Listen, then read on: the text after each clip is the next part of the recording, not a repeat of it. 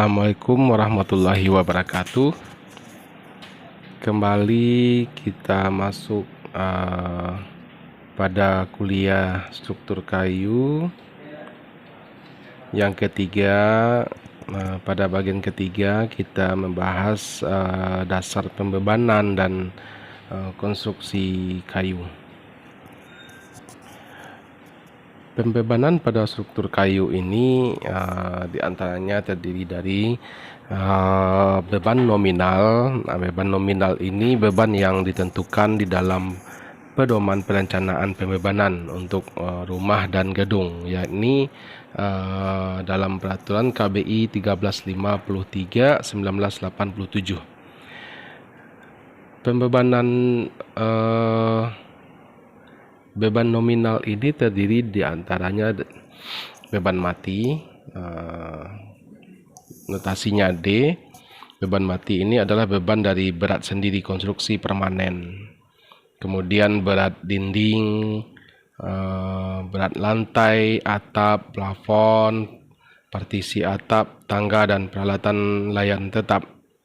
Kemudian beban hidup atau notasinya L berasal dari beban penggunaan gedung, termasuk pengaruh kejut. Beban hidup di atap atau notasi LE ini merupakan beban yang ditimbulkan selama perawatan oleh pekerja, peralatan dan material, atau penggunaan biasa oleh orang dan benda yang bergerak di atasnya. Kemudian ada beban hujan, notasinya H. Beban hujan ini berasal dari genangan air hujan yang menumpuk di lantai kerja atau di lantai atas. Kemudian beban angin dengan notasi W atau WIN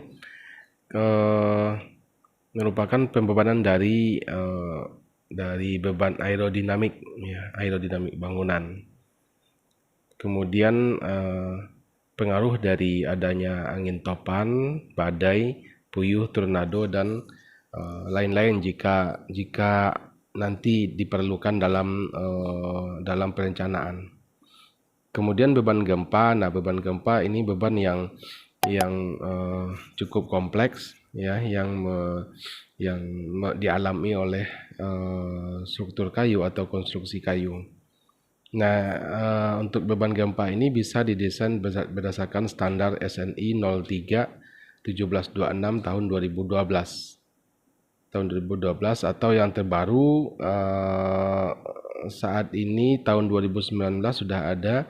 Nah, silakan nanti menggunakan yang terbaru, ya, karena perbedaannya mungkin ada di bagian-bagian variabel pembebanannya, mungkin ada yang ditambahkan.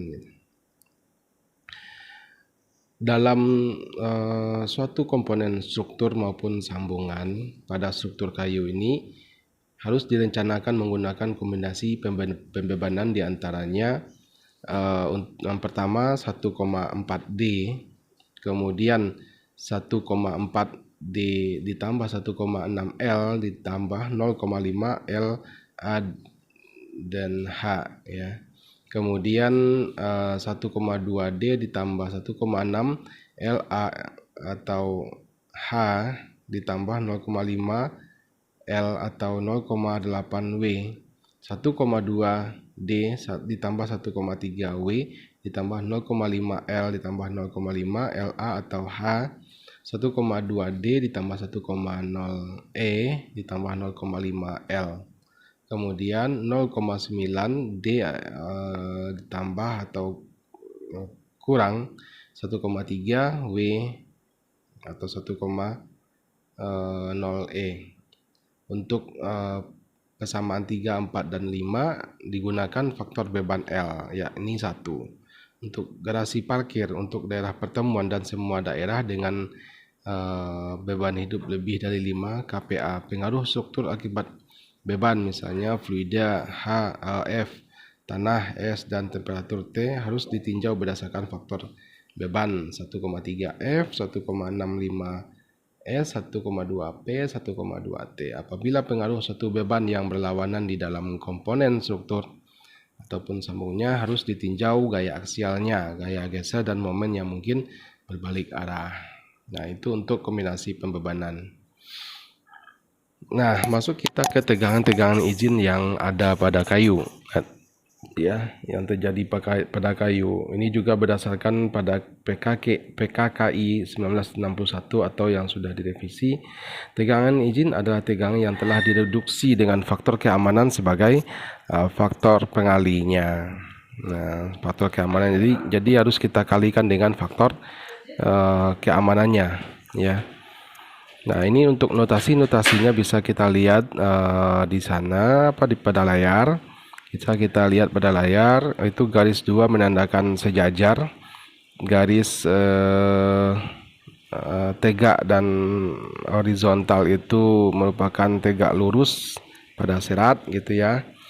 Nah, di situ ada sigma absen LT itu tegangan lentur, sigma absen C kompres ya, compression itu tegangan izin tekan sejajar serat ya, yang garis 2 sejajar.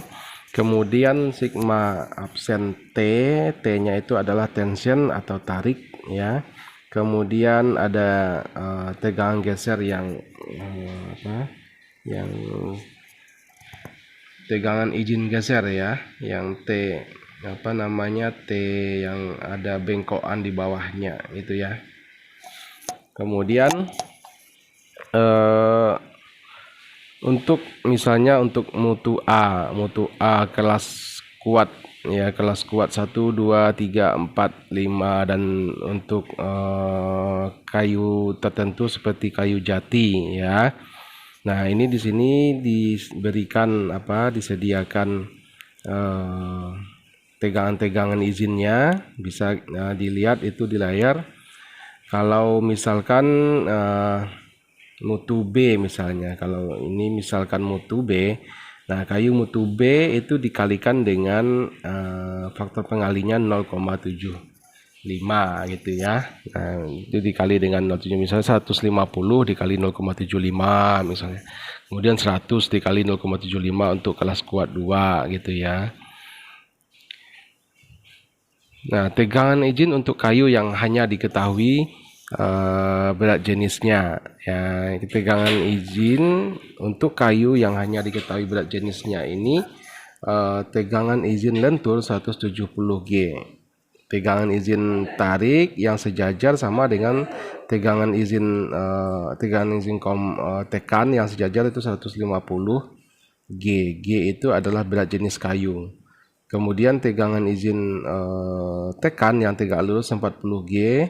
Tegangan izin kuat geser yang sejajar serat itu 20 G atau 20 dikali berat jenis kayunya gitu ya. Nah, beberapa faktor yang mempengaruhi itu faktor reduksi untuk perencanaan struktur kayu ini kita lihat terhadap mutu kayu ya. Faktor reduksi terhadap mutu kayunya, mutu A itu simbolnya alfa sama dengan 1. Untuk mutu B itu alfa sama dengan 0,75 ya. Untuk kalau dikali 1 kan tidak ditulis ya. Kemudian faktor reduksi terhadap kondisi pemakaian. Nah, ini simbolnya beta ya. Nah, jika konstruksinya itu terlindung, itu betanya sama dengan 1. Nah, konstruksi yang terendam ya, yang selalu terendam air dan tidak terlindung itu 2,3. Betanya 2,3. Kemudian yang terlindung tapi cepat mengering. Nah, ini bisa diambil betanya 5,6. 5/6 gitu ya. Nanti dikalikan dengan ini faktor-faktor ini. Kemudian faktor reduksi terhadap pembebanan itu gamma.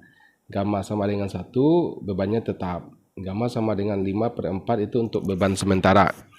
Sedangkan gamma sama dengan 3/2 untuk beban khusus ya, beban khusus seperti beban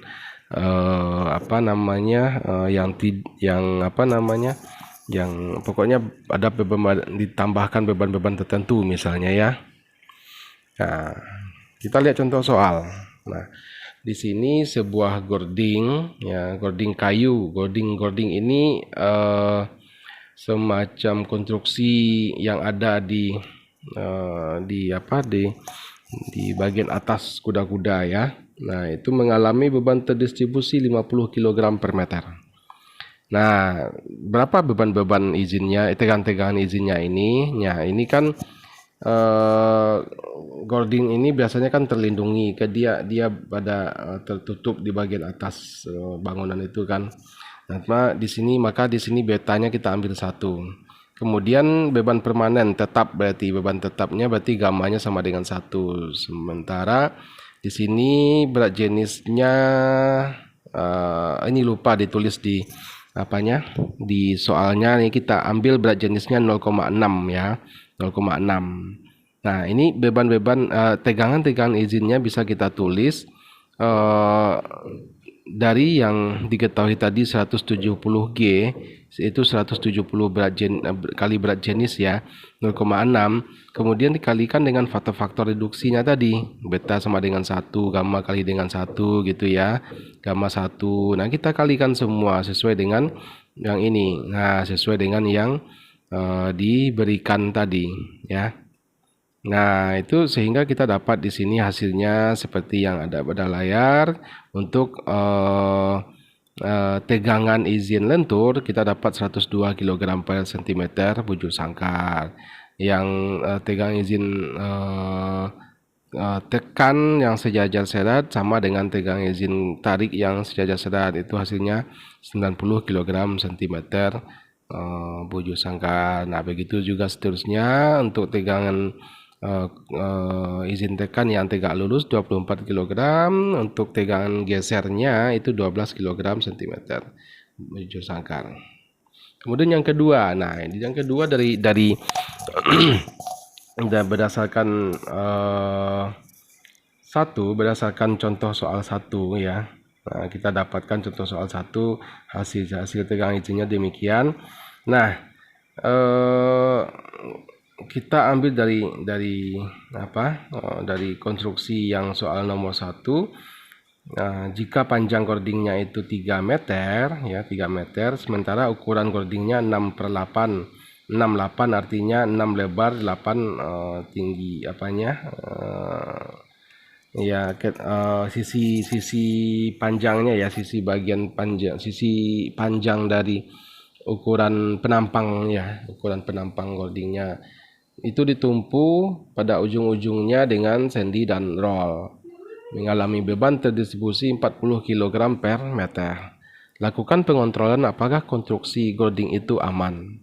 Ya, nah di sini kita bisa lihat ini asumsi lendutan dan berat sendiri gording diabaikan. Nah, untuk penampang itu penampang A-nya 8, B-nya 6, sehingga A-nya luas penampangnya adalah 48 meter bujur sangkar.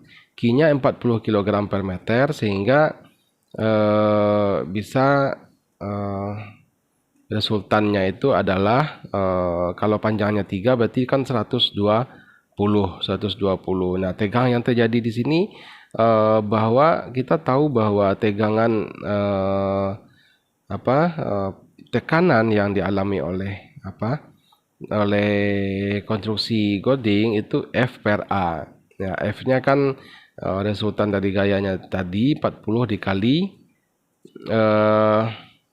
40 kali 3 ya, 40 kali 3. Nah, ini salah. Ini salah ketik ya. 40 kali 3 120 dibagi luas alasnya tadi, luas penampangnya tadi berapa?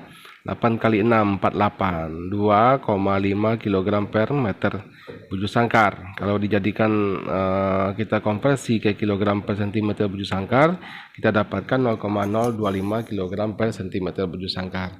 Kita ambil tadi data-data tegangan izin yang pada soal nomor 1, sehingga di sini kalau kita bandingkan tegangan izinnya ternyata lebih besar dari tegangan yang terjadi pada konstruksi, sehingga konstruksi ini boleh dikatakan aman ya. Konstruksi gording sepanjang 3 meter ini masih dalam kondisi aman ya, atau tegangannya kecil dari tegangan izin gitu ya. Baik. Untuk yang nomor 3, contoh soal yang ketiga, nah di sini ada sebuah jembatan gantung dari kayu. Ini kuat kelas 2 ya, kuat kelas 2, BJ-nya 0,9. Nah, BJ-nya 0,9. Direncanakan di tengah hutan dengan berat beban tetap. Hitunglah tegang-tegang izinnya. Kalau bebannya tetap berarti gamanya sama dengan 1. Kemudian konstruksi tidak terlindungi ya. Konstruksinya tidak terlindungi ini, tidak terlindungi itu tapi kering, itu 5/6. 5/6. Nah, kita lihat di sini kalau untuk kelas 2 BJ 0,9 itu kan mana? Nah, ini kelas 2 BJ 0,9 itu ibaratnya kita faktor pengalinya 1 ya, 1. Jadi apa namanya, BJ 0,9 itu kita anggap 1 lah ya. BJ 0,9 itu kita anggap 1, sehingga di sini kita pengalinya 0,9 ya, 0,9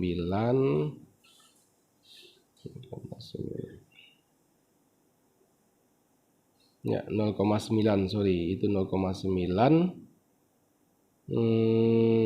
Berarti salah ketik 0,6 ya, 0,9 itu 0,9, sehingga bisa kita anggap saja itu nilainya 1. Nah, nilai-nilai tegangan izinnya seperti yang sudah dihitung, seperti yang kita lihat pada layar ya. Oke, mungkin hanya itu dulu yang bisa kita diskusikan. Kita ketemu lagi pada kesempatan berikutnya. Terima kasih. Assalamualaikum warahmatullahi wabarakatuh.